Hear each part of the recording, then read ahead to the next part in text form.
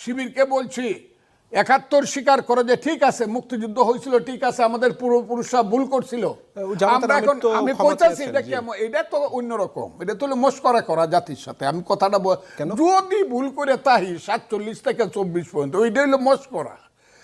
জামাত আমি বলছি তাদের অনেক ভালো লোক আছে, অনেক ব্রিলিয়েন্ট ছেলে আছে শিবির করে, যদিও রক্ষাটা ছেলে। এখন যে স্লোগান দেয় যে ছেলেরা কালকে যা করছে, পরশু যা করছে, এখন তার রক্ষাটার ঘটনা টটনা শোনা যায় না। এখন ঘটনা শোনা, এখন শুধু শোনা যায় আমার ভাইয়ের রক্তে লাল, সেনাবাহিনীর সেটের বাল, পুলিশ আমার সেটের বাল, এরা নাকি ইসলাম।